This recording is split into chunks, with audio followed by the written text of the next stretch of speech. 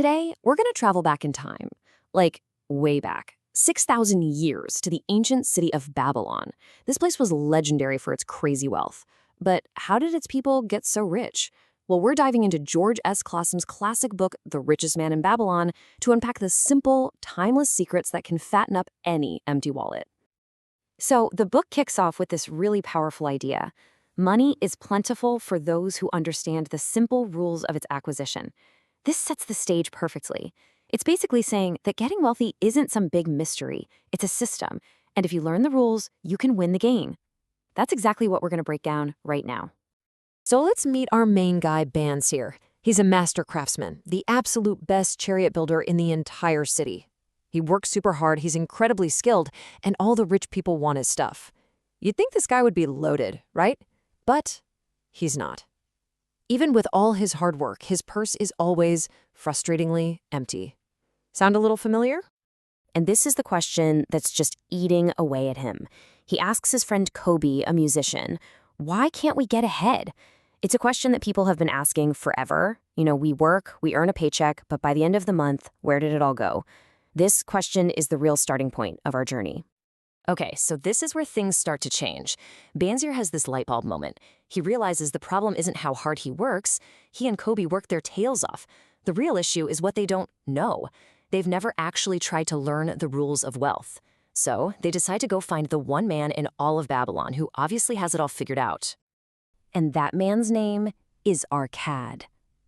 Now, the really cool thing about Arkad is that he wasn't born with a silver spoon in his mouth. Nope. He came from a humble family, no big inheritance. He built his entire fortune from scratch, which means anyone can follow his path. He got to be the richest man in the city, not by luck, but by learning and using some very specific principles. And when they finally talk to Arkad, he shares the one secret that changed everything for him. And it's this sentence right here. I found the road to wealth when I decided that a part of all I earned was mine to keep. It sounds so simple, right? But think about it. We pay our rent, we pay for groceries, we pay for everything. We pay everyone except ourselves. Arkad's big idea was to make himself the very first and most important bill he had to pay. And that one powerful idea is the foundation for the first and honestly the most important law of wealth. Arkad calls it start thy purse to fattening. Today, we just call it pay yourself first. It is the absolute essential first step that makes everything else possible. And how it works is incredibly simple.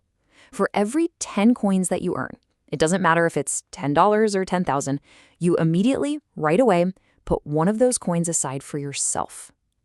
Only the other 9 are for you to spend on everything else. See, this isn't about saving what's left over at the end of the month, because usually there's nothing left. It's about saving first. You do this, and your savings will start to grow right away. Let's just sit with that for a second, because it is the absolute heart of this whole philosophy. A part of all you earn is yours to keep. It's not just a rule, it's a new mindset.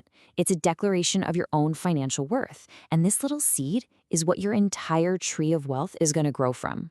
So you're paying yourself first, and your purse is getting fatter. That's awesome.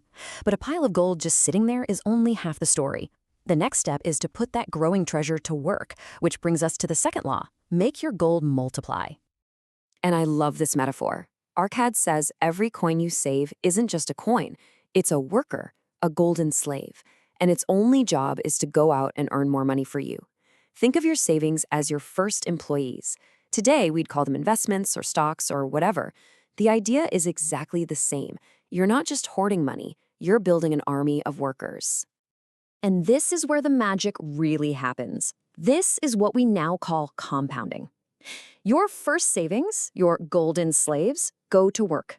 The money they earn are their children. And if you put those children to work too, well, they'll have their own children. And before you know it, you've got this huge, growing family tree of income-producing assets, all working for you 24/7.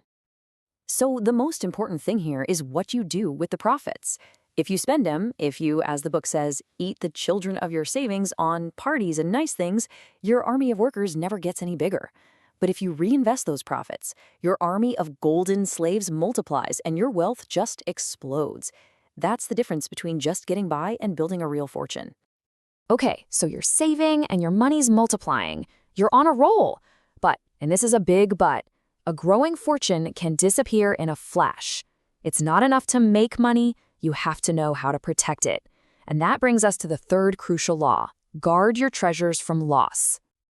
And to show just how important this is, Arkad tells a story about one of his own epic fails.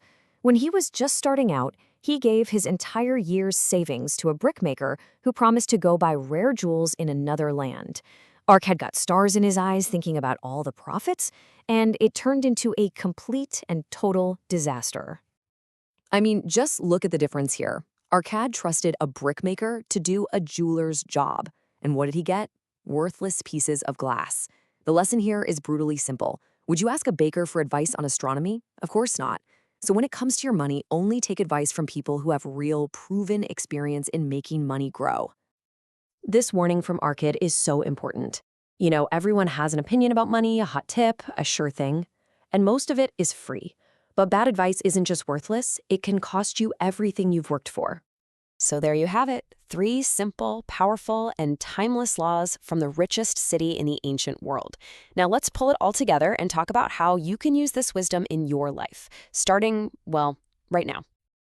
Here they are, the 3 cures for a lean purse, and they work just as well today as they did back then. 1. Pay yourself first. Always, always save at least 10% of what you earn. 2.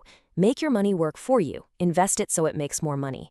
And 3. Seek wise counsel. Don't lose your hard-earned cash to foolish risks. And look, if you only take one single thing away from all of this, let it be this sentence. This is the mental shift that kicks everything off. It's the beginning of your own financial self-respect. A part of everything you make is yours. Make sure you actually keep it. This isn't some get-rich-quick scheme or the latest financial trend. The book argues that these principles are as real and predictable as the law of gravity. They are universal. They are unchanging. They worked for Arkad 6,000 years ago, and they will absolutely work for you today. So the wisdom of Babylon is on the table. The map to a full purse is clear. The question now isn't about what you know, it's about what you do. So what's the first step you're going to take? What one small change can you make today to start fattening your own purse?